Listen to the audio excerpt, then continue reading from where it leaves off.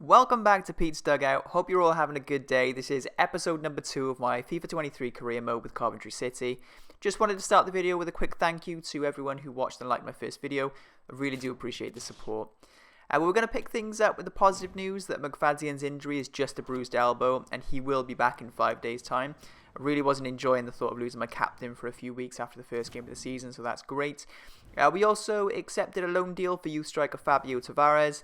He's going to spend the year in America with Austin FC, which will be good for him to get some more playing time and hopefully grow a few ratings. But on the topic of youth, we got our first scouting report back from England, and I think old Theodore might have hit the jackpot in his first report. Rory Small, 15-year-old right back with 73 to 94 potential and a solid 50 to 66 starting overall. I normally wait for another report to see if the potential goes down, but I didn't want to take any chances. He goes straight into the academy. He's a 53 rated player, not the best statistically, but that's fine by me. I've given him the defensive wide back development plan and we'll keep an eye on him for sure. But moving on then, and back to the transfer market. My squad's looking good, but we have no backup at right wing for Tavsan. Josh Allen can play anywhere across the midfield, but I want a solid second option, and that's why I targeted Josh Ginelli, or Ginelli, from Hearts. The Englishman has got a 4-star weak foot, blistering speed with 90 sprint speed, 92 acceleration. I managed to arrange a swap deal, including Martin Waghorn and 200k on top, which I was more than happy to do. He isn't going to improve too much in terms of overall rating now, but his stats are quite balanced, and I think he's a perfect backup right wing. But let's get stuck into some gameplay then, and our first game is at home today against Vincent Kompany's Burnley. Recently relegated, of course, but looking firm favourites to bounce straight back up into the Premier League. So we picked things up 4 minutes into the game, with Dabo eventually intercepting a poor through ball from Charlie Taylor to end their attack. But he follows through with a 2-footed challenge on my right back. Definitely lucky to escape a red card there, if you ask me. Maybe saved by the fact that it's so early in the game, not sure, who knows. But even so, Burnley continued to work the left-hand side of the pitch quite well, attacking Dabo with Scott Twine this time. He bursts past his man, cuts inside, and his cross is poor, but Jay Rodriguez robs me and he's through on goal all alone. Thankfully, Ronny makes a smart save at his far post and I'm saved my blushes. But from the resulting corner, Bastion swings one in. We struggle to deal with the initial cross, if I'm honest, and the ball drops to Harwood Bellis, who finds Josh Brownhill on the edge of the box and he fires just over the bar with Ronny well beaten. And I knew I was hanging on here. So as Burnley are clearly on top, we lose the ball again after a silly flick from Hamer. Rodriguez finds Twine down the left wing again, and my defence is just all at sea. They play a few back and forth passes between each other before Rodriguez finds Twine once more in the box. Dabo is nowhere to be found and Twine bends the ball beautifully past my number 1. A well-deserved lead for the Clarets and we find ourselves behind. A really slow start to the game for the Sky Blues, but 35 minutes in we did have our first real attack. Tabsan feeds Dabo down the right wing and his ball into the box is dealt with initially but recycled by Hamer. Plays a 1-2 with Tavsan, but his shot from just outside the box was never trouble in Peacock Farrell. Positive stuff though, and I look to build on that just before half time as we work the ball well from the back. Bidwell plays an O'Hare through the middle of the pitch, uses Gyökeres's run as a dummy before feeding Tavsan. Gets a little bit fortunate with a pass through to the big Swede, but he uses a quick turn of pace to get past Harwood Bellis and makes no mistake firing past the Burnley shot stopper. 1-1, game on. 4 goals in 2 games for Big Vic as we head into the dressing room tied. So second half action then, and we find ourselves in the 65th minute of the game. No changes just yet, but Burnley start working the right hand side of the pitch this time. A smart passage of play from Kompany's men, passing the ball like prime Barcelona. And if it wasn't for my new goalkeeper, this game would be over. What a stop from Jay Rodriguez's strike. But the resulting corner is actually cleared really well by Bidwell, and his header finds Kim, who's had a really quiet game in this one. But he holds the ball up well, turns nicely, and fires up the afterburners. Kim gets the ball in front of him, and he's bearing down on the Burnley goal. I'm screaming, shoot, internally, and I'm sure you are as well. But Kim tries a cute pass to O'Hare, which is easily cleared by the Burnley defenders. What a chance. But a tough game so far, and I decided to make some changes in the 70th minute with Allen, Blackman and Ginelli coming on for his debut. Blackman gets involved straight away as he brings down a pass from Kim, makes a nice turn before feeding it back where it came from. Allen then finds Bidwell in a mountain of space, swings one in, deflected, and Ganelli tries to squeeze one around Peacock Farrell, but I've got to be honest, the Burnley keeper does brilliantly with a brave dive at the debutante's feet. Last chance saloon then in the 85th minute as Roberts plays a ball over the top of Bidwell and McFadzean. Goodmanson plays a brilliant backheel pass through to Brownhill, and Ronny once again comes to the rescue with an incredible one-on-one save before Blackman clears. That'll do it, but nervy game that one, and I think we were lucky to hold on in the end. But still, we'll take the point, and 4 points from 2 to start the season is a really positive start, so I'm happy with that one. But anyway, next up we have Charlton in the Carabao Cup, and I'm recording this gameplay one day after the League One side played Manchester United in the quarter-final at Old Trafford. First of all, round of applause for that effort that Charlton put in. I think 3-0 was quite harsh considering their performance, but secondly, if you haven't read the story of new manager Dean Holden, then please do. I think it's on The Athletic, but it's worth a read for sure. He's a huge Man United fan with a season ticket holder, and Ten Hag has personally invited him to Carrington to help the new coach gain some experience of how the team operates. Just a great story all round. But anyway, on with the game then, and I did make some changes here to freshen up the squad as I'm conscious that we've got Swansea City up next in the league.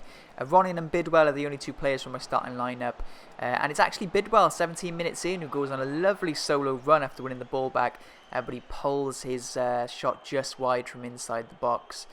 But 22 minutes in, with Charlton trying to play out from the back, Sessegnon shows too much of the ball to Ganelli, and our new winger slides a perfect ball through to Matt Godden, calmly waits for Palmer to make his run, and he has the easiest of tap-ins to make it 1-0 Coventry. Nicely worked goal there from all involved. Charlton did look to respond 33 minutes in as they worked the ball down the right wing. The ball is played into Fraser quite nicely, who in turn finds Stockley all alone in the box, but his 5-yard shot fizzes past the post. A warning sign from Charlton that they are still very much in this cup tie as we reach half-time. Change at the break then, with Kelly coming off to make way for Jamie Allen, and we pick things up 47 minutes into the game with a sloppy bit of possession from both teams. Winds up with Palmer being taken out by Fraser, but the ref plays a good advantage. Ganelli puts the ball on a plate for Blackman, but the right back fires his effort wildly over the bar. Good chance goes begging as the referee goes back to book the Charlton man for the challenge on Palmer. But as Charlton work the ball from the back, Dobson picks it up in the middle of the park and he feeds Stockley, who turns and plays a crossfield ball over to Sessegnon on the left wing. Blackman at left back is always playing catch up and can't get in the way as the Charlton man crosses the ball, and Anike can't believe his luck as he places a header past Ronny after a hashed clearance from the youngster Doyle. The League One side make it 1-1 and I was not happy. I gave it 10 minutes before bringing on the cavalry. Gyökeres and O'Hare were supposed to be resting ahead of a tough league game, but were needed to try and spare our blushes in this cup tie. Not many chances fell our way though, and 85 minutes in I knew that I had just one more chance to create something. Ganelli tries to find some space in the crowded area but has to offload to Allen. He eventually finds Bapega, whose eyes just light up, and he forces the Charlton goalkeeper into a brilliant save from his right-footed effort just outside the box. Charlton won, Coventry won at the end of full time, and we're going to penalties. Fraser steps up first for Charlton, and running guesses right and makes the save. Substitute Gyökeres then steps up and fires us into the lead with a beautiful penalty top left. Stockley next for Charlton, and oh my goodness, the confidence, the Panenka the pen straight down the middle. O'Hare puts the ball in exactly the same place as his mate Big Vic, and the Charlton keeper almost gets a hand to it. 2-1 after 4 penalties. Clare then gives the keeper the eyes and makes him dive the wrong way to tie it up, and new man Ganelli also finds the back of the net, copying the positioning of the last 2 Coventry penalties. Ronin then makes another brilliant save, and all of a sudden Jamie Allen has a chance to win the game for us. I decided early on that I was going to go the same way. Surely the keeper won't expect 4 in a row there, but he does, as he makes a brilliant save. Blackett-Taylor then must score, and he does so with a low-range effort. Pressure on youngster Eccles then, who's just signed a new deal with the Sky Blues in real time. At this point I just panicked because I didn't know where to put the pen, so I just ended up going top left again. Thankfully the keeper stays home in the middle and we progress to the next round. I'm not sure about the World Cup final celebrations, but I suppose a penalty shootout win is always nice. Happy to get the win there though, and nice to see the new lad Ganelli getting man of the match as well. My only hope was that Gyökeres and O'Hare didn't lose too much energy from coming on late in the second half, because I knew I was going to need them in the next game.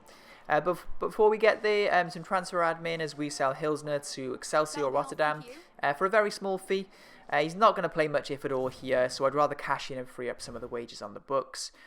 Blackman's position change is also complete now, and we keep him on the balanced development plan. A quick look at the table then before the final game of this episode, and Coventry are currently sat in 6th place with 4 points.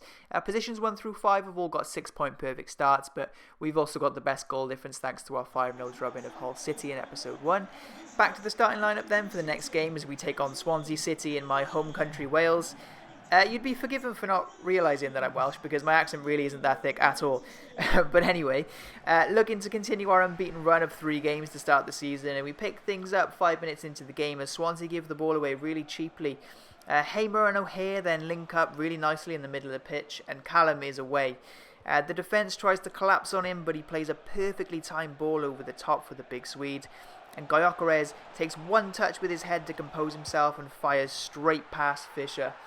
Where on earth would I be without this man this season? 5 goals in 3 games so far and showing absolutely no signs of slowing down at all. But 16 minutes in now then, with Swansea looking to respond. Obafemi finds Ncham, who holds the ball up nicely and finds Joe Allen. He returns the ball to his striker, and his shot forces a brilliant stop from Ronny, who's looking like a bargain buy so far at 1 million this season. Hamer then drags the Swansea midfielders away to create space before switching the play to Dabo. He takes a couple of dribbles past the non-existent defenders before dinking across into O'Hare. His shot is half saved before Gyökeres puts it away with a very theatrical overhead kick. If you watch the replay here, I am absolutely convinced that it's going in regardless, and that just gives me Ronaldo and Nani vibes from years ago with Portugal. But I stayed in attack mode, and 31 minutes in now, and things are looking a bit more stable for Coventry. Kim finds a bit of space down the left and stretches his legs. Decides to go alone this time and makes a lovely turn before creating some space and curling a right-footed shot just past the post. I really wanted that one to go in. But just under 10 minutes to go before half-time then, as Kim holds possession up. He's dispossessed, but O'Hare takes charge and wins the ball back before threading a ball through to Bidwell down the left. The wing-back feeds Kim, who shows off his pace once again before dangling a beautifully weighted cross. And Gyökeres says thank you very much. A first-half hat-trick for the Swedish international as we head into the break. 3-0 Coventry. Second half action now then, after what was a superb first 45 minutes for the Sky Blues. But I knew Swansea would react, and they did immediately, with Manning crossing from the left. Ncham plays a first time pass to Patterson, and he cannot miss from close range. All of a sudden it's 3-1 with the first attack of the second half, and things are getting a little nervy already. With 62 minutes gone, Kim finds himself in acres of space towards the midfield. He finds Gyökeres with the through ball, and Dabo continues his inverted run from right back. Gyökeres finds him with a delicate pass, but Dabo just can't stretch enough to get his foot around the shot, and Swansea are able to clear. Golden opportunity to kill the game there.